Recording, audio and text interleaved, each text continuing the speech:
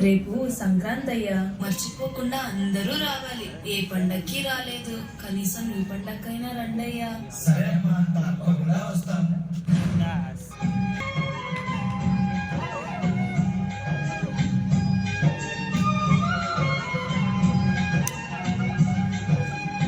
అమ్మా, అన్నట్టు మర్చిపోయాను, నానేంటి కనపడట్లేదు? మీ నాయన పొలం పనికి వెళ్ళాడయ్యా. పండగ కూడా కూడా పలేనా అమ్మా? అయితే మనం కూడా వెళ్దామమ్మా.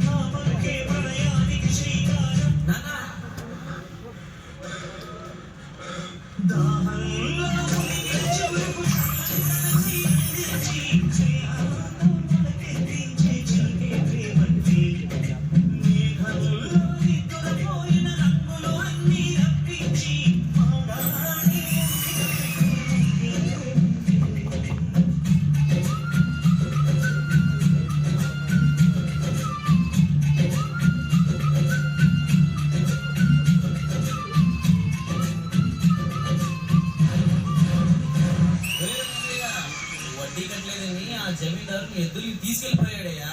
ఇప్పుడు నీ పొలాన్ని ఎలా దున్నుతావు? ఏమైంది నాన్న? మనం వడ్డీ కట్టలేదని ఆ జమీందారు మన ఎద్దుల్ని తీసుకెళ్లారు నాన్న. అయితే ఏంటి నాన్న, మేమున్నా కదా, పద.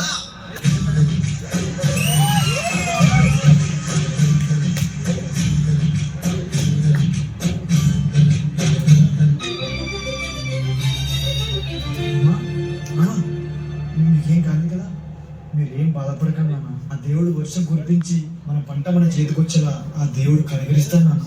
ఎందుకంటే రైతు ఎప్పటికీ ఓడిపోకూడదు.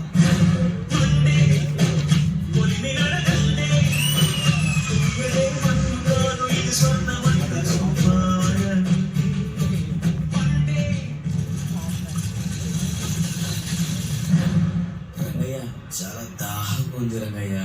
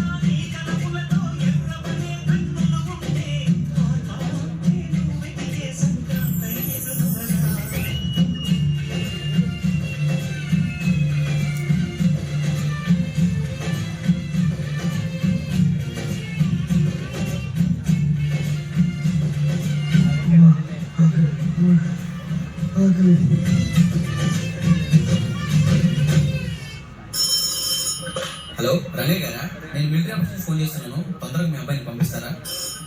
హలో రంగయ్య గారు మాట్లాడేది. ఇక్కడ అర్జెంటుగా ఒకరికి సర్జరీ చేయాలి, మీ అబ్బాయిని త్వరగా పంపించండి. రంగయ్య గారు మాట్లాడేది. కోర్టు పెద్ద కేసు నడుస్తుందండి, అది మీ అబ్బాయి గారే వాదియాలి, కొంచెం తొందరగా పంపిస్తారా?